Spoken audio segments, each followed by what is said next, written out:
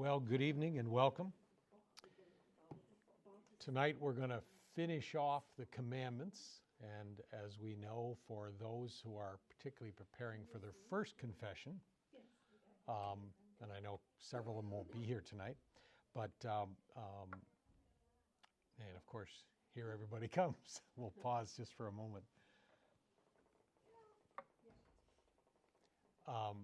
As we prepare for the commandments, and particularly prepare for the celebration of confession, and especially again for those for the first time, one of the things I hope you're beginning to pick up is that there is a balance to morality. Some people think we have to have extremism to be moral, and that's not the case. Oftentimes within many of the commandments, there's a tension. You know, the right to private property we'll talk about tonight a little bit more. But there's also the universal destination of goods. And if you get totally wrapped up on one or the other, you're going to go off the rails a little bit. So keep that in mind as we begin. So tonight, in light of the fact that we are preparing for first confessions for some, and as those of you who have been cradle Catholics, and maybe some of you for as long as I have, or longer even maybe, you know, we always prepare for confession, don't we? We're kind of always in a constant state of preparation for it. One of the common prayer practices in the church is simply at night a very brief examination of today. You know, a little examination of conscience when it's fresh in your mind, your day is over, whenever that is. You look back on your day. Usually you can do it in a matter of a minute or two. And I really wasn't as kind to that person as I ought to have been. I wasn't completely honest here. I was a little bit greedy there. You know, whatever it might be. We reflect. And that should be daily. And when that habit is in place, then preparing for this sacrament is not the massive work that it might be for someone receiving it for the first time. Okay? And it gets easier with time. So I'm going to do a famous reading. Father may have done it the week that he covered confession that I couldn't be here. Let's see if we repeat it. In the name of the Father, the Son, the Holy Spirit, amen. This is from John chapter 20. And the setting is, it's Easter evening. Okay? On the evening of that first day of the week, when the doors were locked, again in the upper room, where the disciples were for fear of the Jews, Jesus came and stood in their midst and said to them, "Peace be with you." When he had said this, he showed them his hands and his side. The disciples rejoiced when they saw the Lord. Jesus said to them again, "Peace be with you. As the Father has sent me, so I send you." And when he had said this, he breathed on them and said to them, "Receive the Holy Spirit. Whose sins you forgive are forgiven them. Whose sins you retain are retained." This is the moment when he's establishing this sacrament. Okay. Now, why didn't he do it earlier? Why do you think he did it on Easter evening? Don't everybody come charging forth with the answer at once.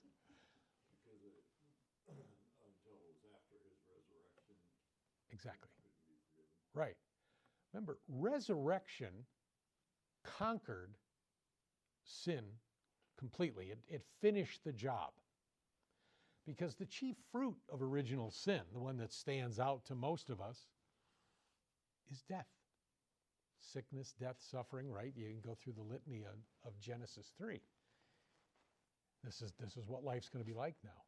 Now, once death is conquered, it's beaten. Okay? Sin is not gone, but it's been defeated. We defeat it by joining with Christ. Okay? It's really quite that simple. And one of the things we have to remember as we touch on any examination of conscience any reflection on our own sinfulness, our own failings, shortcomings, is this very idea that you have to recognize the issue before you can get it fixed. We used, I think, last week a medical example. Before you sense something is amiss, you got to be willing to admit it. Have any of you ever maybe done this yourself or know someone who had all kinds of symptoms of something but refused to go to the doctor? Okay, and then, they go in and it's stage 4 cancer and we don't think you got a prayer.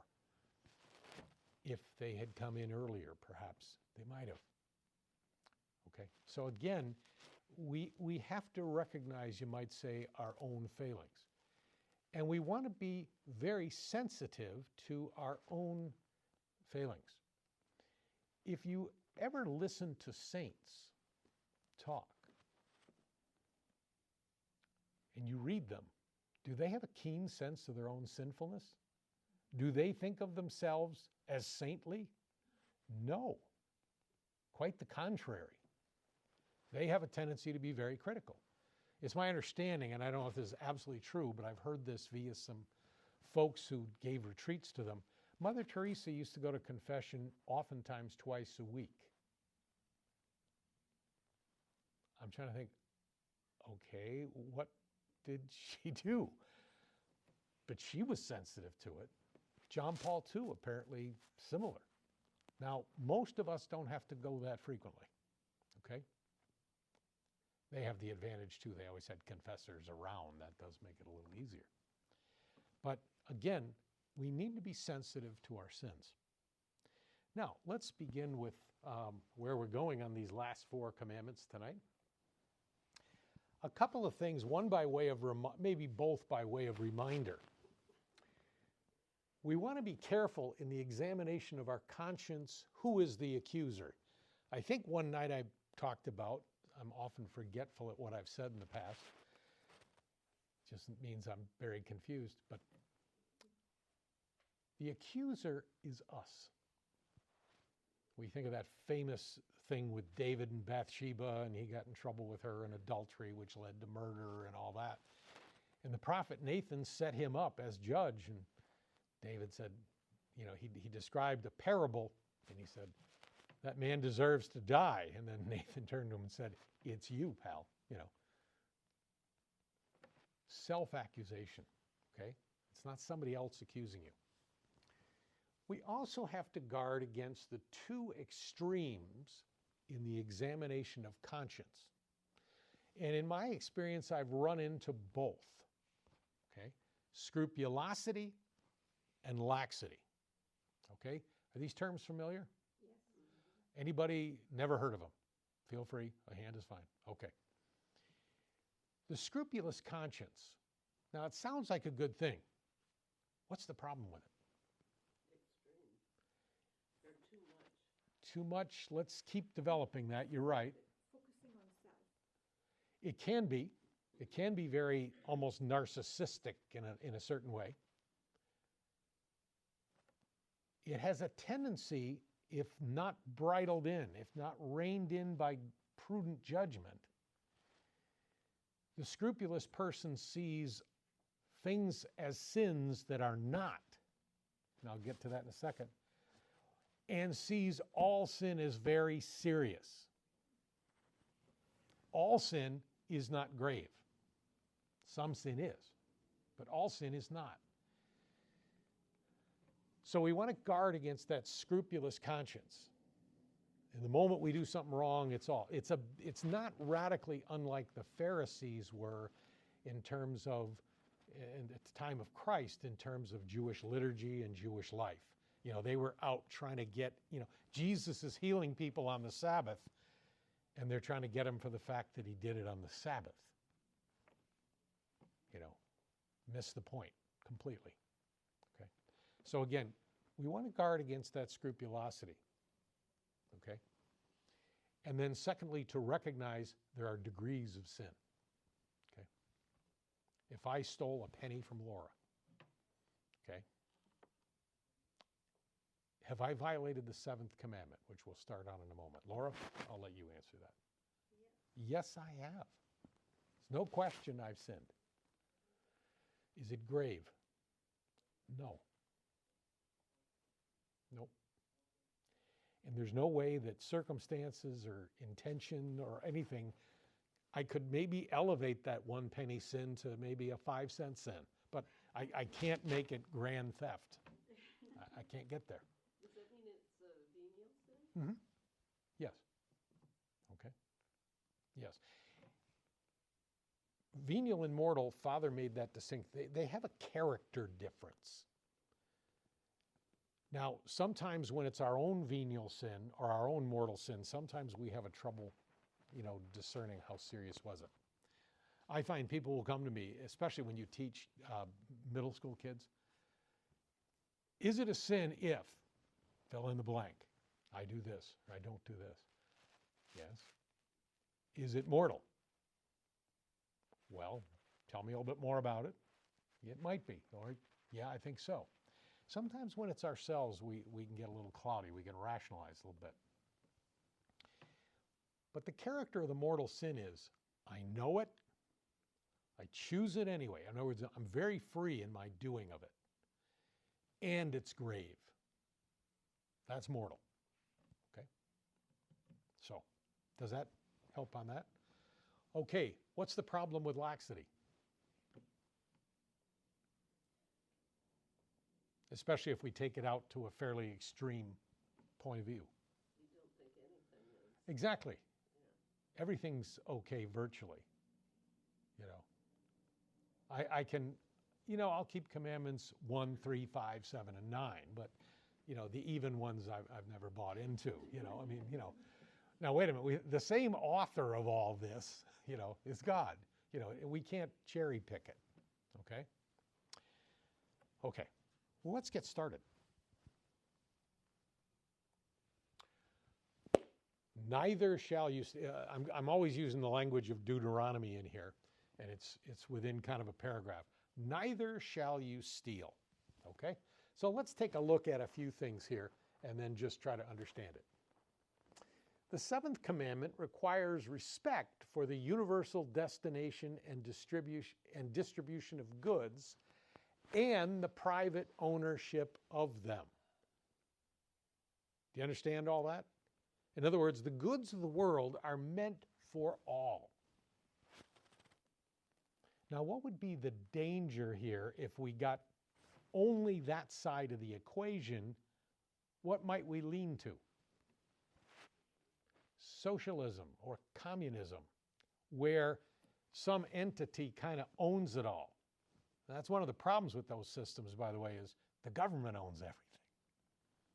In effect, they have charge of everything, okay? Or if you go the other way with private ownership, utterly exclusive, total, perfect, complete right.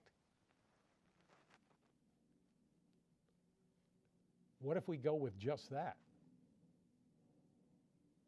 What's the problem? What have we got now? Extreme capitalism? Yeah, extreme. Some will call it unbridled, unlimited. Capitalism is not intrinsically disordered, as is socialism. That's church teaching. I'm not making this up.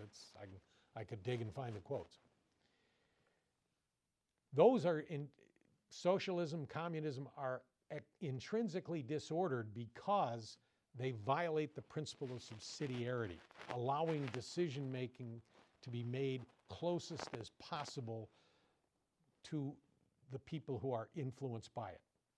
And this is why when we talked last week, we said parents shouldn't lose the rights over their families. Family is the most fundamental institution. And governments ought not to be doing a lot to intrude into family life. Now, occasionally we know there are situations they may have to. A family's gone completely awry. But they ought to tread lightly there. That ought to be the last resort kind of thing. But capitalism, unbridled, extreme, call it you will become, a dog-eat-dog world, okay? And that fails too, because again, it violates this principle that the goods of the earth are meant for all. All right, let's read on. As well as respect for the persons. That always has got to be tied in here. Why don't I steal Laura's penny? Mostly out of respect for Laura. Now, if I stole your BMW, would that be more serious? Yes. She kind of gave me that, evil-eyed look there for a second. Yeah, that would be. And if I took her car, if I went out and instead of driving my son's Mazda, which is 10 years old, it's one of our better cars, but we would see, oh, I'm not respecting Laura, too. It's not just the car. It's Laura. It's hers. I'm sure she worked very hard, and maybe you're still making the payments, and everything like that. Okay. The person's, their property, that right to property is so essential to protect us.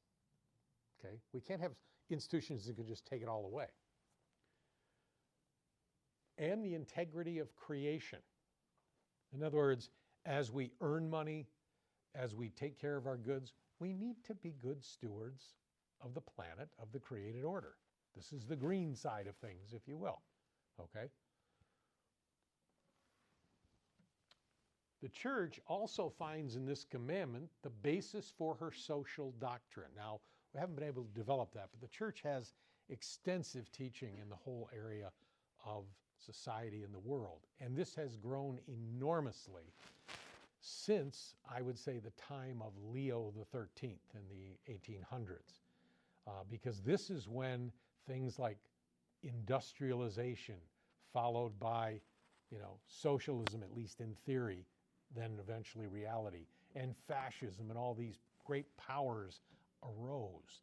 And this is where the church has had to put the brakes on a lot of this, okay? Or at least try to. Which involves a correct way of acting in economic, social, and political life, okay? The right and the duty of human labor, okay? In other words, labor is important. Why? Because it develops us. That's why we need to do work. Okay? We need it. God worked 6 days before he rested on the seventh. Work is good for us. Okay? Even if your job is driving you crazy, or the kids at home are driving you nuts, or whatever that is, our work all has toil to it. That's part of it. But we have to remember work in general is good for us. Without it, we don't do well. Excuse me. Justice and solidarity among nations and love for the poor. We can never forget the poor. Okay? Can't do that. It becomes very seriously problematic. Issues in keeping this commandment. A lot of things may come into play. Again, that whole issue of private property. Now, the founders of our country, who did they think was the biggest danger to property? Yes. Okay, if you read our Declaration of Independence, it was written, and the mentality behind this just separation from England was violating several of its own laws in order to govern the American colonies. And it had been doing so for better than a century. And eventually this reached a head. Okay? Private property matters. Even in the Declaration of Independence, the three rights are life, liberty, pursuit of happiness. Now, many of the states, when they wrote their own constitution, said something about the acquisition and protection of property instead of pursuit of happiness. But it was, again, kind of the same idea. Okay? And the universal destination of goods. Okay? There's always tension. How many of you who have been charitable over the course of much of your life sometimes have to debate, all right, how much can we give this year? Do we give to this particular cause? Do we no longer give to this cause because, I'm not sure comfortable how well they're doing? Well, the important thing is we must give, and we must give prudently to good causes, okay? And sometimes that may change in terms of what we ought to be supporting or perhaps not, or lessening our support of. The duties and responsibilities of employers, workers or employees. The state, what's its role? Again, governments have a tendency over time to overreach. Okay? Our country was very much a weak, built to be a limited power in Washington, federal government. Do we struggle with that issue? Are we still struggling with that issue? All the time. Okay? How much? You can't be too weak. Can't defend yourself. Can't be so strong that it becomes the greatest danger to you. Okay. So we have to have concurrent practice. In other words, the simultaneous practice of justice, charity, temperance, moderate use of the world's goods, and solidarity, that is, with others. We have to recognize our responsibilities with others. Okay? And it's a give and take.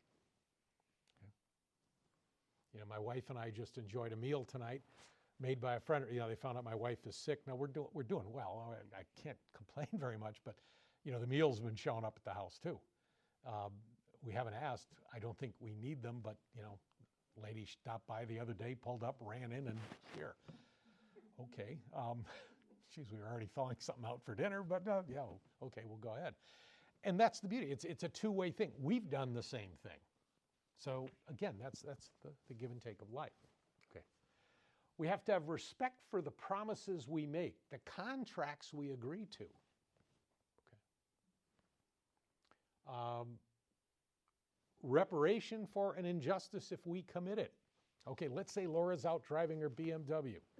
Maybe just a little too fast, No, this was something, a week or two ago it came up. I apologize for using this, but I tend to remember cars. And I've always wanted a BMW, so never had one. No. No, don't. No. I'd probably get myself killed in it,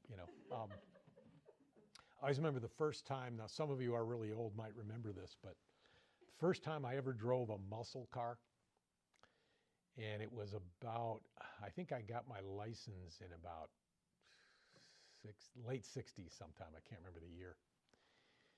And I had all older sisters, and several of them had their boyfriends over. We were just having pizza on a Sunday night. In those days, they didn't deliver. You had to go get them.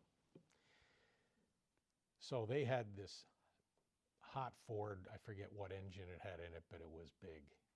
In fact, sadly, a man was killed in this car in a traffic accident. He was doing 140 miles an hour, and I remember seeing the car. It was just a wreck.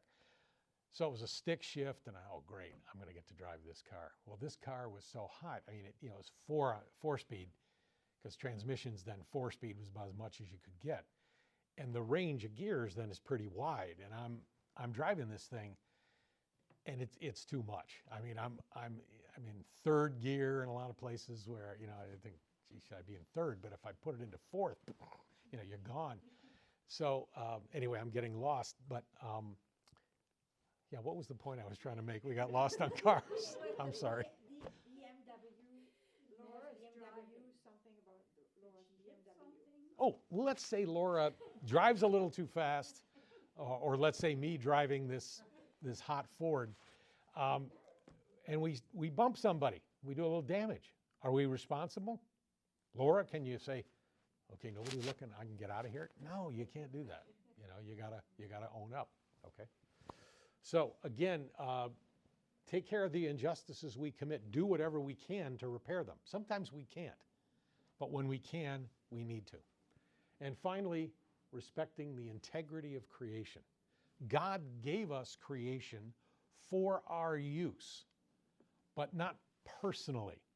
Again, the universal destination of all of this comes into play. Continue. Was our property properly acquired? If I stole Laura's car, that's not properly acquired, okay? To guarantee the freedom and liberty of individual persons. Okay? If I'm taking other people's property, I'm not only stealing their property, but I'm threatening their liberty. You think of, if any of you ever had happen, I never have, but where you had somebody broke into your house and really went nuts. People say they always feel violated in the house after that. You know, that's an issue. It lingers. It's not just the taking of property or even the damaging. There's longer consequences. Goods are meant for the satisfaction of everybody's basic needs.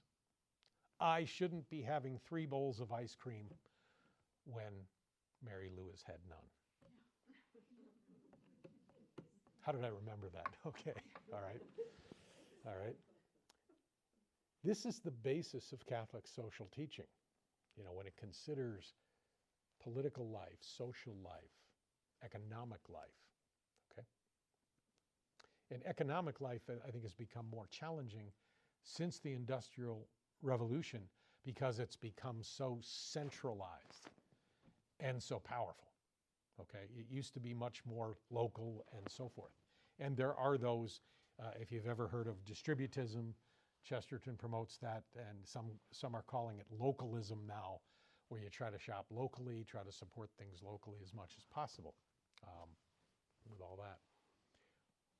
And the last thing is the meaning of human work. If you wonder about this at all, I couldn't recommend more a very easy document to read. All of John Paul II's documents are not easy to read, but his encyclical on human work is one that's easy to read, and it's very, very sound. And it talks about all these relationships. What are the employer's responsibilities? What are the employee's responsibilities? You know, what if I do a lousy day's work and I do that regularly? Am I cheating my employer? Yes. Okay. If the employer is trying to get me for the lowest possible salary he can scrape by on or she can scrape by, are they doing justice to me? No, they're not. Okay. Okay, let's move on. Okay, I had the problem tonight and the title disappear. What is forbidden and what is protected by this law? Well, first of all, above all, it forbids theft. Okay, that's the most obvious, which is the taking or using of another's property against the reasonable will of the owner. Notice it doesn't just say taking somebody else's property, against the reasonable will of the owner. So let's say Michelle is a baker. She bakes bread, and there are people starving, but she refuses to sell her bread for less than $25 a loaf. Do we have a problem here? Yeah, you know, again, that imbalance, okay? Again, unjust wages, speculation to gain advantage to the detriment of others. Does that make sense? Let's say that you speculate that a certain commodity is going to go into short supply, and so you buy it all up.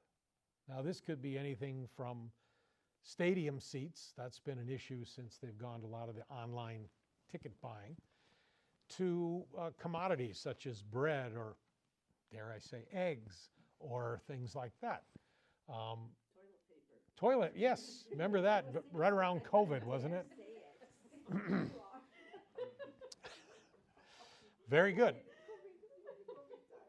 Now, I don't know about the rest of you, but I think that's a fundamental need. I do. You know, these are kind of things we need. And so we ought not to speculate to the point of taking radical advantage of people, you know. Or hoarding. Hoarding, yeah, anything. Yeah, very much so. To the detriment of others. See, that's what we have to keep in mind, okay? So it's not, let's say one of you is a collector of something, and maybe they're not even things of great value. Is that detrimental to somebody else? Well, let's say you collect certain knickknacks or something. I don't know.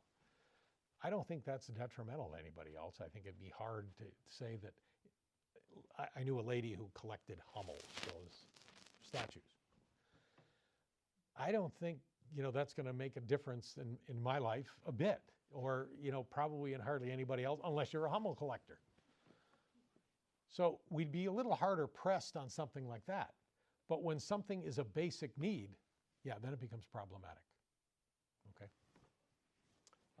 Where were we? Forgery. Tax evasion. Well, that's appropriate here in early April. Business fraud. Dare I say governmental fraud. You know, we have reason to believe now that perhaps 20% anyway of Social Security has been fraudulently received and sent out. That's serious. I mean, talk about something that threatens the long-term stability of Social Security. That's huge. Okay. Willful vandalism, usury, charging extremely high interest rates. I often wonder how credit card companies get away with it. I understand why they're higher, because it's immediate credit. But, you know, what are they running now, 20%, roughly? 30? Oh. I'm what they know. You know, my wife and I revolved a credit card once for 1 month when we were first married. That was it. We've never done it. And I found out, I had a friend who worked in the credit card industry, and he said, yeah, you know what you guys are called by us? Deadbeats. We don't make any money on you guys, you know. Okay. Again, whether it's to an individual, common goods, you know, again, if I'm taking more from Social Security than I'm entitled to, I'm taking it from somebody else. So again, always this communal dimension, okay? Work deliberately done poorly. Let's say the guys at that Friday at the BMW factory, you know, weren't doing all that well. What's the old saying? You never want to buy a car built on a Monday or a Friday, but usually you can't find that out. You know, those kind of questions. But yeah, if somebody does poor work and endangers you. I remember a friend of mine, his dad bought a brand new Jeep, and this is back in about 1970. And at that time, Jeep was a pretty well-known brand. They drove it for a month, and the engine fell out. They had never put, in those days, it was a front-wheel drive with, you know, the driver assist, or rear-wheel drive.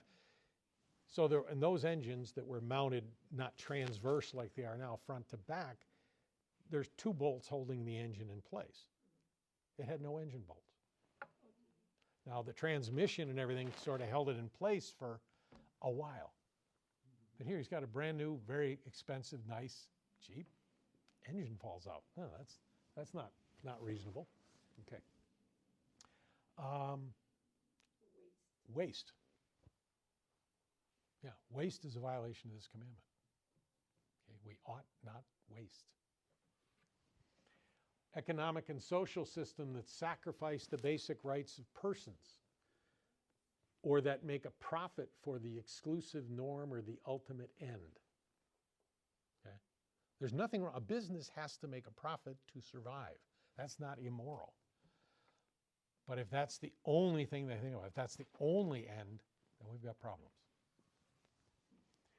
Again, some of the specific things: communism, atheistic forms of socialism, self-centered individualism, absolute primacy of the laws of the marketplace over human labor. Yeah, this doesn't work. Okay, doesn't work. You know, when you think of the sweatshops, when you think of slavery and slave labor or near slave labor, or people very underpaid in certain places of the world or in certain industries, yeah, we can't have this. Again, it protects freedom and liberty. The fulfillment of potential inscribed in the very nature of us. Remember, that's kind of what work is all about. Again, the goal is to develop all human beings. Okay? That's everyone. Let's say the most handicapped person you know. Do they need development? Yes. Yeah, they do. They're human beings. They have dignity and worth and value. Provision for ourselves and our families. Okay, we have to be able to make a living wage. Do you think that has slipped in our country over the past, let's say, since World War II? I suspect it has. I can't say, I'm not an economist. But I know a lot of people I knew in my generation, the generation before me usually had a parent at home. By my generation, that was waning, and now it's the exception, okay? Somebody's got to be making a lot of money in order for people to be able to own homes, buy cars, things like that, okay? It's gotten a lot of balance. Sanctification and collaboration with Christ for the salvation of others. We have to remember this is ultimately what it's all about. Because even if we're utterly successful in our worldly endeavors, you know, the business and all that, if we live to the ripe old age of 100, we're going to die. Our ultimate goal is so much more. Again, always to care in keeping the preferential love of the poor. If you recognize these characters, Hitler certainly didn't. Mao Zedong of China. Do any of you remember Pol Pot of Cambodia back in the 70s? I mean, it was on a much smaller scale, but what he killed? 2 out of every 7 people, I think, in Cambodia died during his, and he wasn't in power that long. And it was brutal, okay? Bernie Madoff, you know, just a capitalist gone totally wrong. But then we think of other people. Locally, Mary Jo Copeland, the Mother Teresa of Minneapolis, and we think of Mother Teresa herself. You know, these are lives that have had tremendous benefit to the poor. Need to keep that in mind. Okay, let's move on. You shall not bear false witness against your neighbor. Okay. This commandment, of course, is ordered to the truth. Okay, it orders things toward truth. But again, it's a little broader than that. Okay? Every person is called to sincerity and truthfulness in acting and speaking. It's not just in what we say. It's also in what we do. We have to be truthful. Has the duty to seek the truth. All of you, you know, you're coming here on Thursday nights for, I'm sure it's been for the weather all year long, right? No. You come seeking the truth. This is why you study your faith. And then to try to, we have to conform our lives to that truth. Okay? That's sometimes the hard part. And we do it in our whole life in accordance with its demands. In Christ, life should be life in the spirit of truth, and live in the spirit of truth, and guard against duplicity, dissimulation, and hypocrisy. In other words, what we hold to be true, we need to try to live according to it. All right. No great news in there.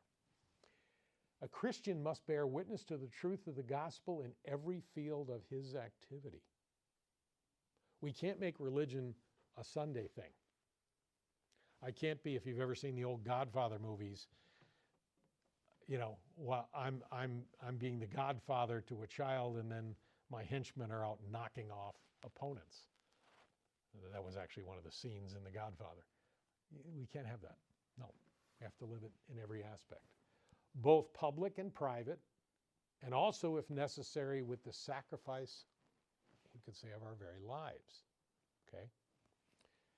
Martyrdom is the supreme witness given to the truth of the faith. Now, there are 2 kinds of martyrs. Does anybody know what the 2 kinds of martyrs are?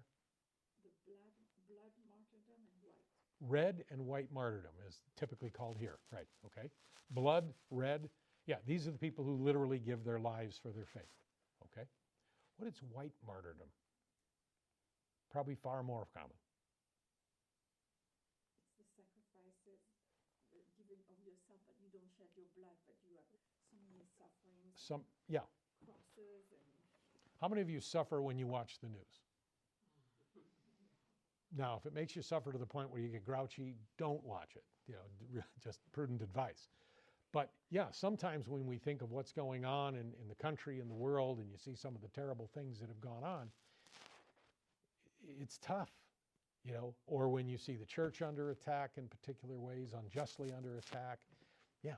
Or somebody under attack, yeah, it's disgusting. And when you stand for things, you know, how many of you have ever been, you know, bothered for being pro-life, let's say. Very common. Very common. Okay? But you do it. You stand your ground. You know, maybe they won't put you on a cross, but you know, you're gonna endure some things. Okay? So again, that's the tension. The picture's here a little bit shrunken. We want to make the point, Christ before Pilate. You remember the famous, what is truth from Pilate? You know, there are people who run around denying truth even exists, or how can we even know it? Pilate. And he sentenced the man that he knew was innocent to death. Why? Popular pressure. He's a politician. He bent to the winds. Okay. Does anybody recognize these two guys over here? The picture's a little small. This goes back about 15, 20 years. Mark McGuire and, what was his first name? Sosa.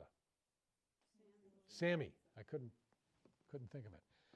These two guys, in a given baseball season, suddenly hit more home runs than we've ever seen. Now, I've followed baseball since I was a kid. First baseball game I ever went to had the best pair of true home run hitters hitting back-to-back, Roger Maris and Mickey Mantle. I hate to say this, but I'm a Yankee fan. I grew up there. I know it's very bothersome to Twins fans. I say that up here. You got to hide behind the podium. But I grew up in that era, and I saw these two guys play. And they hit 54 and 61 home runs. Roger Maris had the home run record for a season. Well, these guys blew it away. It was really exciting. But what did we find out? They were both using steroids extensively. Okay, so those records have been stripped properly. Okay, that's false, you see. That's false. It's a violation of this commandment to do that kind of thing. Okay, what is forbidden and required? Well, now we get into the more details and the technicals. But let's start with the pictures. Plagiarism. Any teachers in here? Okay. Plagiarism a problem? Academically today? You've been away from? School, so. Okay. Not so much in elementary school, but certainly by middle school, and it's getting worse because of the computer age. And now we got AI. You know, I'm talking to teachers now. I'm out of it now, but I talk to some high school teachers, and you know, they have skills to sort this out. But you know, it can write a paper for you, basically. You know, so it's a whole new game, and you have to be careful of that. Plagiarism, serious problem. Where I swear to tell the whole truth, and we have the cross fingers behind our back. Another one who used, I don't know if he did steroids, but Lance Armstrong, this guy amazed me. I just enjoyed watching this guy bike. He won the Tour de France, I think 3-4 times, whatever. More than that, yeah. A bunch. It was a bunch. And again, the guy had survived cancer and all this, and it seemed to be just this great story. And then we find out, well, a lot of these, there's so much, that race is the probably most extreme athletic event I think there is. Yeah, the problem is doping. You got doping and blooding. And then when you are in front of people, oh, they have to do it because what is required of them Yes. is super extraordinary. Yeah, it's extraordinary. So they say the argument is if they don't do it, then They can't compete. They cannot compete. Yeah, and So the sport's got its problems. But certainly, you know, he got to the point where, it all fell apart. Again, we've seen this a number of times. but I don't mean it's okay. No, I know, I understand that. Yeah. That's when you go to find you here. Oh, yes. They're all doping and because, Yeah. And it's, they're still amazing athletes. And, you know, especially when I think, bad enough, I watched those guys. I remember I was out in Vail, Colorado one time, just passing through. And I saw some guys training for the Olympics and for the tour and those kind of things. And they were going up Vail Mountain. I swear they were doing probably 20 miles an hour going up those mountains. I was stunned. But then you think of them going down. They're doing 70 miles an hour on a bicycle and, you know, little skinny tires, and they're not far from each other, and windy roads. if it's raining. Oh yeah, if you hit a pebble, you're gone, you know, and it's just amazing. But again, the problems in it. And we've seen that in all of sports, you know. We'll talk about this in the media in a little bit. Social media ever dishonest? Oh, yes. Oh, constantly. Okay. And then finally, you know, our mainstream media. Okay. I gave up on it about 40 years ago. I wasn't that far ahead of my time, I don't think, but it's been terrible for a long time, and now it's ridiculous. It's not even close to true. Okay. All right, so what do we have to get into now? How do we live? Let's get away from the bigger world. Let's get into when we examine our own consciousness. Okay. Well, obvious things like giving false witness, particularly perjury in a courtroom, which may affect outcomes and so forth, that is gravely serious. Okay. Because again, the innocent may be now guilty and the guilty may be considered innocent. You can't have that. The gravity is always measured in all of this, in our dishonesties, by the truth that it deforms, okay? Does that make sense? So let's say we're going to have a birthday party for Bernie, surprise birthday party coming up. So we all get a little bit dishonest to try to make sure Bernie doesn't find out, and we do a little lie. Is it a seriously deformed truth? No. No. But if we're cheating on our taxes, if we're, you know, lying in court when we have to testify, that would be serious. Okay. Again, it can be affected by the circumstances, the intention of the one who lies, and the harm suffered by the victims. You have to weigh that all in. Again, circumstance and intention. We have to guard against rash judgment, slander, defamation, and calumny. We are responsible for the reputations of others. I think it's become a national sport to tear people down. That's not healthy, okay? This spills over even to the positive, what we think sometimes positive. Flattery can be a violation of this commandment, depending on the circumstances and the intention. Adulation. We got to be careful when we put people on pedestals. Oftentimes they don't live up to them. Be careful of that. Okay. Complacence. Overwillingness to please. Okay. That's what we're getting into. Where we're trying to say anything, do anything to get in the good graces of someone. Especially if it's directed toward serious sins or toward the achievement of illicit advantages. Boasting or bragging is an offense against the truth. We got to be careful of that. Requires respect for the truth, reparation if what we say or have done causes harm to others in terms of this. The discretion of charity in the field of communication. Do you think that's common in our media today? No. No. It's like target practice. And the imparting of information where the personal and common good, the protection of privacy, and the danger of scandal must be taken into account. Respect for professional secrets. There's things that some of you in your positions, you've been a teacher, there's things you know about your students or their families you can't share with anybody. You can't. It's not allowed. If you're a doctor, if you're a priest, you know, those kind of things, counselor, whatever. Information provided by the media must be at the service of the common good. Its content must be true.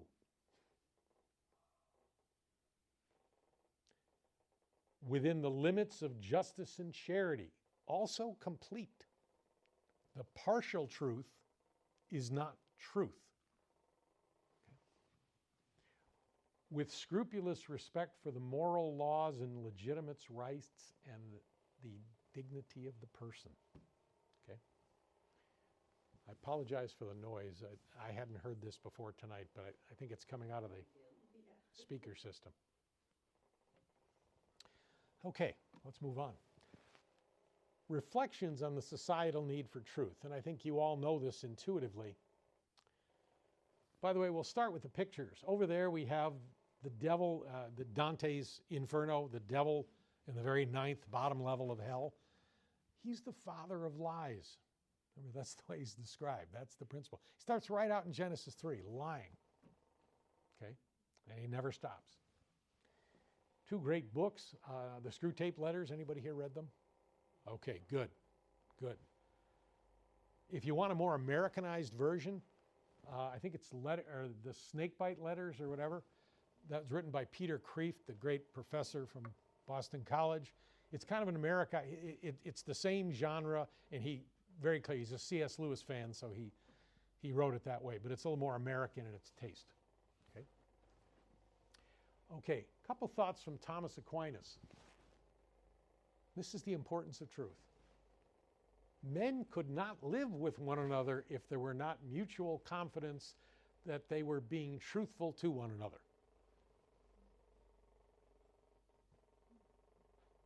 That makes sense. Think of your family, where you work, the people you recreate with. Yeah, if you don't have essentially truth going around, it's a messed up deal. It's tough. He goes on to say, in justice, as a matter of honor, one man owes it to another to manifest the truth. Very simply. And from the book of wisdom, wisdom is the breath of the power of God and a pure emanation of the glory of the Almighty. She, wisdom is always a she, okay, because it's given by God to us, if you will. A reflection of the eternal light, a spotless mirror of the working of God, and an image of his goodness. Wisdom is more beautiful than the sun and exceeds every constellation of the stars. Okay? Wisdom can't function without truth. Okay? Can't happen. All right, let's move on. Again, my apologies for the vertical jump here. Neither shall you covet. Now we're getting into the 2 commandments on covetousness. Now, have any of you seen the commandments occasionally presented in a different order from the one we use in the Catholic Church? Okay. These 2 are sometimes put together or sometimes reversed. I found this true in a number of Protestant Bibles I've read, where the 10th commandment is the 9th and the 9th the 10th. Now, it's not a big deal, but it does point to a certain priority here. Occasionally, too, you'll see the 2nd and 3rd commandments switched. At least that's been my experience in reading a number of Bibles. Okay. A few thoughts on this. Neither shall you covet your neighbor's wife. Everyone who looks at a woman lustfully has already committed adultery with her in his heart. Words of Christ from the Gospel of Matthew. We need to look at each other properly. That's fundamental. Okay? Appearances arouse yearning in fools. Okay? Appearances arouse yearnings in fools. Okay? From the Old Testament wisdom literature. All right. Well, let's get into what's required by this commandment. The 9th commandment requires that one overcome carnal concupiscence in thought and in desire. The struggle against such concupiscence entails purifying the heart and practicing the virtue of temperance. Can we fall into the trap of judging people too much on appearance? Okay, absolutely. Okay. We've picked on the media tonight. I think they deserve it. Do they use this to their advantage? How many news anchors are really ugly? You don't tend to find that. Appearance matters, okay? Too much. But we want to be careful here. Now, there's nothing wrong with, human attraction. It's natural to us. But we can't just operate on these impulses in any dimension of things, okay? Again, we have to bring the virtue of temperance into all this. Purity requires modesty. Okay? Modesty is a broad thing. How we dress, how we speak, kind of how we carry ourselves. If we study what's classically Hollywood or the entertainment field, it's pretty lacking. I'm not saying there aren't some modest people there. There are. But many of them are not. Okay? Because it's profitable. Which, while protecting the intimate center of the person, expresses the sensitivity of chastity. In other words, living according to our state in life, particularly as it regards our sexuality. It guides how one looks at others and behaves towards them in conformity with the dignity of persons and their communion. What do we mean by their communion? Disturbs how we relate to each other. Okay? So let's go to an extreme here. If we go back to the sixth commandment, this is kind of the setup for that. The sixth commandment, where thou shalt not commit adultery. Let's take it in its most literal sense.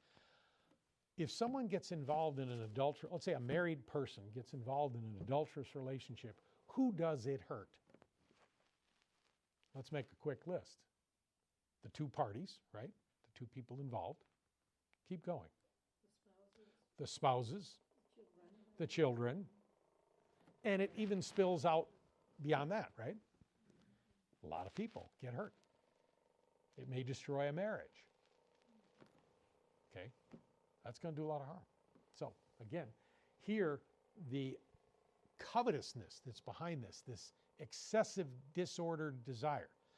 Now, can we have a passing, fleeting moment of desire and not be a sin? Yes. Absolutely. Okay? I could do it with a bowl of chocolate ice cream. Okay? I remember in high school, one of my best buddies, every time a good-looking girl walked in, he always said, "I'm in love." Okay? See her across the crowded room, you know? No, with him, he was, you know, we knew him. He was not acting upon those things, but that kind of thing. Well, unfortunately, there are some people who really get carried away with that. Okay? And again, lacking temperance. Okay? Again, because it moves down, purity also requires the purification of the social climate by means of a constant struggle against moral permissiveness, which is founded on an erroneous conception of human freedom. Okay. Those of you who are now maybe raising your grandchildren, it wasn't easy when you raised your kids, but I would say it's easier than now. Okay? And I think of it, when I was raised, it was a bit easier. Not easy. My parents certainly didn't have it easy. Okay? So what is forbidden? The ninth commandment forbids cultivating thoughts and desires connected to actions forbidden by the sixth commandment. Okay. Again, notice what it says. Cultivating thoughts or desires. A flashing thought. You're suddenly in a situation where you're suddenly exposed to something startling, stunning in this regard. Have you committed a sin? No, because your will has not been engaged. But it's what you do after. Okay? Can you walk away from that? Can you step back? Okay. How can one realize purity? Because that's ultimately the goal of this. In the battle against disordered desires, the baptized person is able, by the grace of God, to achieve purity of heart through the virtue and gift of chastity. Through purity of intention, purity of vision, both exterior and interior, discipline of the imagination and of feelings, and by prayer. Okay? Some people have real challenges in these areas. They do. And they need help. And they need to know they need help. The permissive side of society tries to say, this is all okay. Act on your feelings. Be careful, you know. You've been a teacher. If you ever want to strangle one of your students when they're acting up, oh gosh, that's why they never let teachers carry anything. My God, you know, it'd be nuts, you know. You have those moments when, you know, yeah, it's just, it's part of it. It's a good thing they don't allow that, you know. But yeah, and, you know, I'm not trying to make light of it, but, you know, teaching requires patience. One of the best teachers I ever knew, she was like 62 or 63, and she worked on the staff where I was before this, and she came up to me and she said, John, I think I got to retire. And I said, okay. I said, I hate to lose you. I mean, she was really good. I said, can I ask why? I said, maybe it's a personal reason you don't want to tell me. She said, I don't think I have the patience for it. Now, she taught lower grade, first graders. And I was thinking, I'm still teaching up in the middle school, and I've never been as patient as this woman was on her worst day, you know. But she sensed it. And I remember myself, when I hit 68, I kind of started to feel the same way. I've been through too many things. It's time for me to step away from this. I love teaching kids, but you know, how are you going to handle them when they're not in their best moments? You know, that's tough. Okay. So again, takes prayer, governance, and so forth, temperance.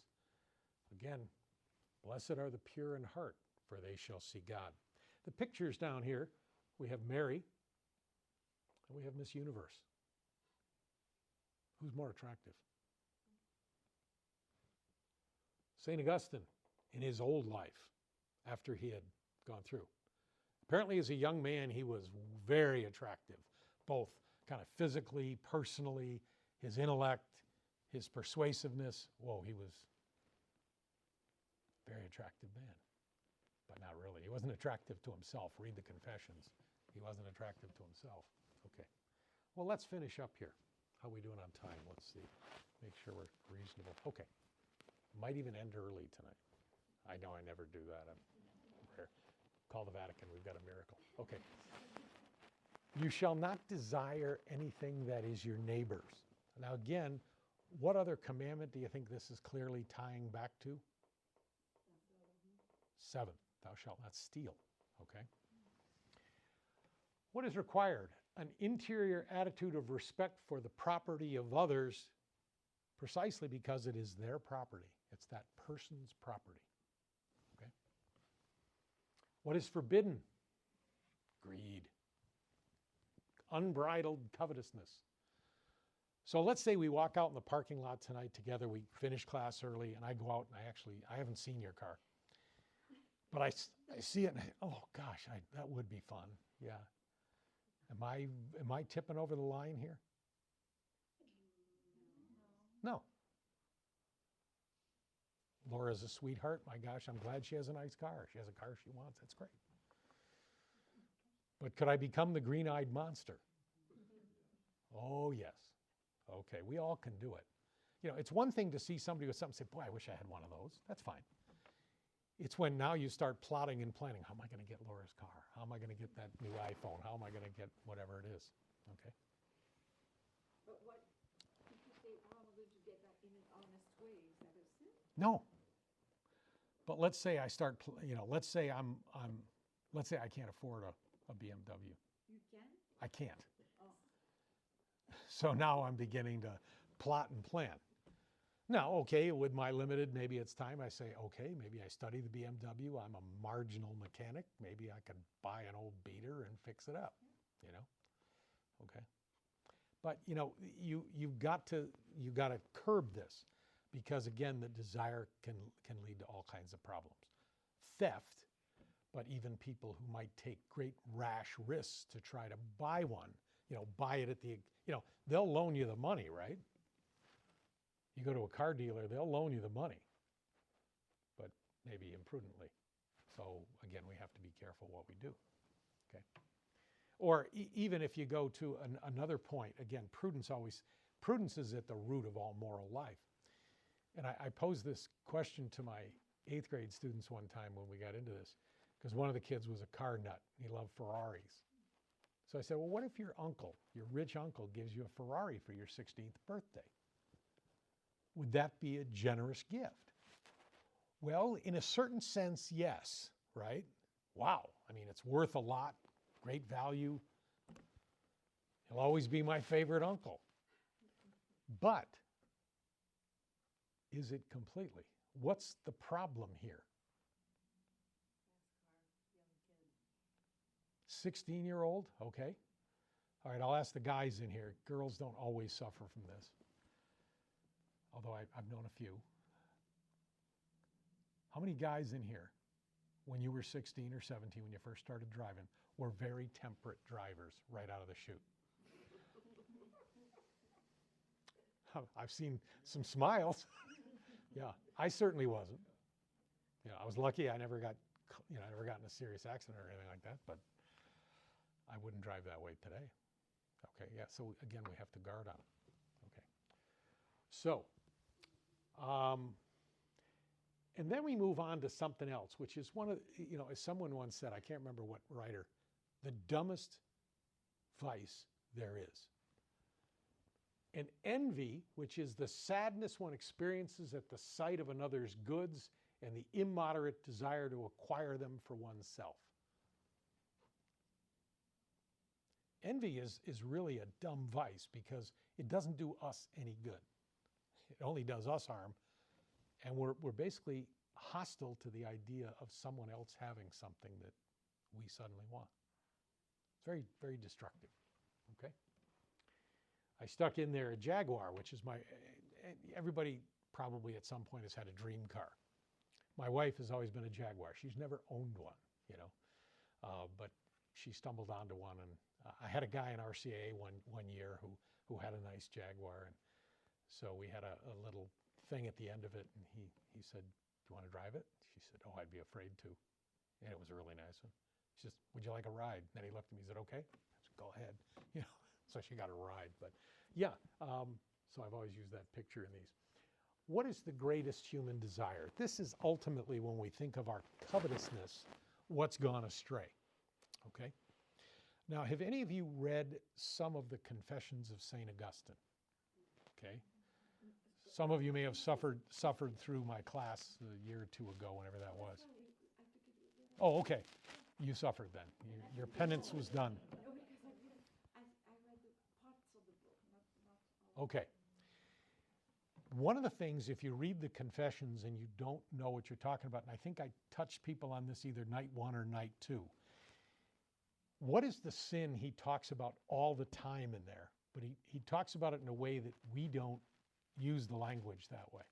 The pears. Well, the pears is an example. It's magnificent, the theft of pears that goes on by these 16-year-old boys or whatever. What's the term he uses? It's escaping me. That's why I'm asking you. The attraction. Fornicating. But also there was delight in breaking the rule. Yes. Oh, yeah. And the pear thing was a good example of that. It's one of those rich things. But throughout the Confessions, he talks about fornication. Now, most of us, fornication, we think of that always in a sexual vein. Augustine, while he certainly did enough fornicating, even by our definition, yes, he did. Fornication for him was this: when we fall in love with creation and not the Creator, that our primacy becomes about creation, okay? So what makes all of you beautiful? Even on your worst day. You're made in the image and likeness of God. Yes. We don't want to fall in love with the image as much as we want to the reality. Even the happiest marriages, in a certain sense, you fall in love with your spouse in a certain sense because you've fallen in love with God and you see in him or her that reflection. That's where love is at its richest. The greatest desire of the human person is to see God. Okay? It's not a BMW. It's not the most beautiful woman on earth or the richest mansion. It's God. I want to see God is the cry of our whole being. That's what Augustine, when he wrote the Confessions, was getting at. Our hearts are restless until they rest in you. Laura, when you bought the BMW, could you have gotten a higher model? With maybe a feature or two more? Okay. You ever regret not getting it? Okay, you like what you got. Good. Okay. But can't we fall into that trap? We got to have the newest, the latest, the greatest, the fastest, the whatever. Yeah, it's easy for us to do that. It's an ill contentment on our part. We realize our true and what? And full happiness. Sorry. Go. I don't know who's the idiot who wrote this. I trust spell check too much, you know. In the vision and the beatitude of the one who created us out of love and draws us to himself with infinite love. This is something you all know. I'm not telling you anything you don't. God desires union with you more than you desire it with him. Much more. He was willing to go to the cross for it. That's what we ought to be focusing on, especially as we're nearing the end of Lent and approaching the Triduum liturgies and all this. This is what we want to be immersing ourselves in. God's love for us. And that helps put all this in perspective.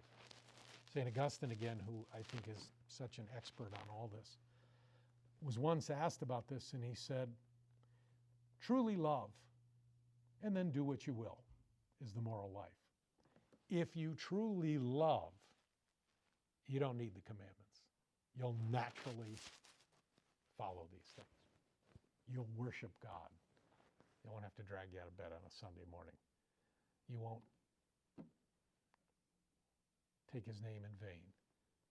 You would honor your father and your mother even if they're maybe not perfect, okay? Because through them, an image of God, you was made. And keep on going down the commandments. You wouldn't kill, you wouldn't steal, you wouldn't lie. Okay. Questions on any of this?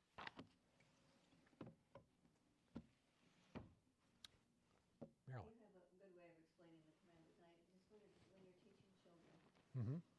what's a good way to explain the sixth and the ninth commandment to children? Depends a lot on the age, of course. Yeah, but I mean, Particularly the younger. school, I'm thinking of, Mhm. I teach third, fourth graders, and so it's a little bit different. Well, I don't know if I can tell you that. I can give you maybe a principle or two to try to operate from. You try not to violate their innocence. Now, in the day and age in which we live, I found that's a delicate balance because they may be exposed, even down at your third and fourth grade level. They may have a certain, at least, intuition of things that are very difficult. I can remember one year I was teaching marriage to 8th graders. And I had 3 of those kids, their families were going through ugly divorces. I happened to know that because I'd been in the parish a long time. I was in a position of authority and so forth, and so certain information came my way.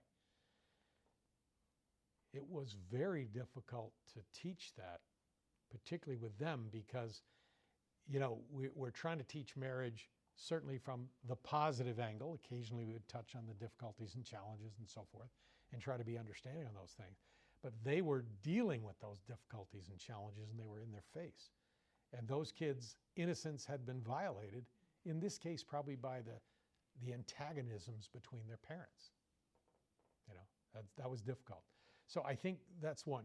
Try not to violate their innocence, but at the same time, you know, I like to allow it to be kind of question-driven as I'm flirting to those, if they ask them. Now, even then, I occasionally have the old line, that's one better for you to ask your parents. You know, because that's not something, because I'm trying to clutch it to, you know, I taught typically classes of 30 and 35 kids. So, you know, and I know this one is quite mature, this one is quite naive, this one is going through a difficult time, you know, this one has been exposed to a lot. And I don't know that I can thread that needle, because I have to remember, while I may be trying to answer Mary Lou's question, I'm not sure how Michelle's taking that. So then if it gets too sensitive, then I pull that. So sorry, Marilyn, I haven't answered your question, but it really takes a great prudence on those things. Yeah, it really does. I hope that helps a little, but I suspect you already knew those things. So, yeah. Anything else you can think of? Yes. Well, I would just like to say to Marilyn, I remember very well my third grade class when I was in third grade, and we had those little gray confession helper booklets that our class would go to we'd go to confession as a class a couple times a year, you know, and our third grade teacher, who was this very proper lady, she was a lay teacher, and was trying to help us do these little examination of conscience little booklets. And so we come to the sixth commandment, and so some kid raised his hand and said, what is adultery? What is, or it was impure thoughts, I think it was. It said, Okay. I had impure thoughts. What is impure thoughts? And she made this face, and she just said, Yep. oh, you know. Yeah. Not nice. Not nice. And I remember being just like, everybody's going, not nice. Now, one of the things I think that helps. You got to do a little better than that. Yeah, if you were to go into the back of the church now, we had them out for years now. We have confession guides for 4 different kind of age levels. Elementary, because they start going at about the age of 7 or 8, and then middle school, and then high school, and then adults. Now, I think, frankly, with adults, we should probably have, maybe 21 to 35, and then a 35 to 55, because again, I remember talking to one of the wisest priests I ever knew, and we got talking, and we were talking about this age thing, and he said, well, with adults, he said, there's 3 kind of periods of sin. And I said, okay, explain it. A very wise man. He said, usually young adults abuse essentially their passions, the kind of sins of the flesh and those guys. They're more prone to have problems there. He said, by middle age, people abuse power, because again, people are coming into wealth, they're coming into authority, and this is when they can do that. And I said, what about the elderly? And he said, and now I'm there, he said, most commonly it's miserliness. What does that mean? A hanging on to goods, okay? Oftentimes in a given country or place, not everywhere, not universally, the wealthiest people might be retirees or near retirees, when they get up toward the end. If they've been fortunate and reasonably successful, even people of modest means, especially by today's standards, millionaire, is that a big deal anymore? If you take the value of your house, the value of your 401ks, and a few other things, a lot of people have $1 million. I don't, but a lot of people do. And so when we have that, we want to be careful. Now, again, I go back to my parents' generation. They were depression kids. They had gone through people lost it all. And they tended to be, even if they didn't have as much as maybe I will in retirement, they have a tendency to cling, and they give it up at death in their will. And they may even my parents lived very frugally until death. And for people who didn't have much money when we were growing up, they left us a little bit. It was a surprising amount for who they were. But again, as being the youngest in my family and so on, I was still putting kids through college when we got that little bit of money from my dad, when he passed away finally. And it did help us, it gave us a few $1,000s at a time when we didn't have $1,000, we were paying college bills. And it did help. But my other sisters, their kids that are all grown up, they're all, and I said, yeah, isn't it the way? We all hang on to money and finally give it away when people don't need it. So again, miserliness is that tendency to kind of Ebenezer Scrooge, to cling to wealth too much. And economic uncertainty tends to feed that. That's why when I refer to my parents' generation, they grew up in all that, and it was, they could tell some very legitimate, difficult stories about life in the Depression. So my dad's famous one was he had a job, he earned $2 a week during the Depression, So, and he was happy to have the work. So, anything else? Good questions. Okay, I got a homework assignment for you. Now it's way out in advance. Okay, this is because Father teaches next week, if my memory is right. Anyway, I wouldn't trust that. When we come back after Easter, we have 2 classes on the spiritual temperaments. And if possible, if you're going to be in attendance at those, if you could do a little test on your spiritual temperament, okay? Now, the best way to do it is online.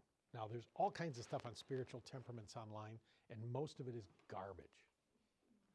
But if you remember this name, look up spiritualtemperaments.com and then put in the word Bennett. If you can remember the name Bennett, okay? They're the modern authors that have done the most work on temperaments. What is the name? Bennett. The last name is Bennett, okay? Spelled 2 N's? Bennet, I believe. I'm not sure if there's 1 T or 2 at the end. And if you go to that, there's a spiritual temperaments quiz. Now, it's going to ask you to register. Don't worry, we've done it for years. We've never had anybody have a problem with that. And it'll take you through a quiz that'll take you maybe 15 to 20 minutes. And it'll help you to discover your primary and secondary spiritual temperament, okay? Now, if you don't do this, obviously you'll flunk the class. No, it's not like that. But it will help me to teach you. I'm going to try to do a blitzkrieg version of those in the 2 sessions we have afterward. Let me explain kind of the why of this particular part. The spiritual temperaments, as I say, there's a lot of garbage that's grown up around this. You'll hear about the 5 and the 7. There are only 4. They go back to the time of Hippocrates. And the church has used these, the authentic stuff on this, for centuries, to try to help people discern their own spiritual temperament. If I could put that in modern language, what makes Wanda tick spiritually? It's not the same as Mary Lou. Okay? Everybody's a little different. And so all of us have natural spiritual strengths and natural spiritual challenges. And understanding temperament is one of the things that helps us be able to get at our own spiritual life. So if I ask the question like this, do any of you struggle to pray? Some of you don't. Some of you do. I happen to have one of those temperaments where prayer can be a bit of a challenge. Okay? I do pray, but it hasn't always come easy. My wife, gosh, it's like falling off a log for her. I've always been jealous, Yes? When you say that prayer, do you mean like a prayer that's written down, like the Our Father? Not necessarily. I'm not trying to distinguish between them per se, but more the idea of sitting down in the presence of God and just being quiet, talking, whatever, that kind of thing. And even some of the other kinds of prayer come more naturally to some. Like I know some people that can spontaneously just pray publicly, get up in front like this and crank out a prayer. When people do that to me, John, because they think because I'm a theologian of modest ability, he can do that. So, John, would you do this? They don't know my heart rate just went from 65 to 150, Okay, I can fake this, but no, it doesn't naturally come. And part of that is the nature of who I am or am not, maybe is a better way to put it. So we're going to try to look at just those traits as they exist. They not only help with yourself, but your spouse, your family, your coworkers. Because sometimes as you go through, you'll sometimes say, oh, that's why that guy's like this. Okay, so I don't want to give too much of that away right now, but just a homework assignment for the week after Easter. So when you come in, I'll do a quick ask, how many of you were able to do it? And then try to get a sense of your temperaments, and then we're going to go 100 miles an hour through that in 2 weeks. It normally takes about 3 to 4, but you were a very bright group. Shouldn't be any problem. I'm sorry, should I say it again? The website is if you typed in a search engine, spiritual temperaments quiz, and then you put the term Bennett, you should get to it. Okay?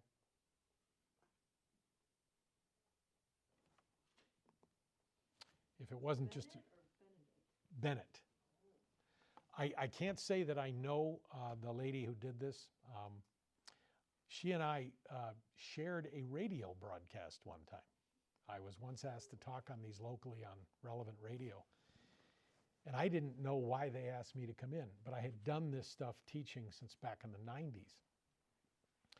And there was a local counselor who was a college student when I did this for the Cathedral Young Adults many, many years ago. And so she was going to put this together, and they had, her name is Lorraine Bennett, who did most of the writing. Her husband was involved in it a little bit, but she did most. And she and I had never met, but we did end up talking on this radio. I was here. I think she was in Florida or something. Much nicer weather.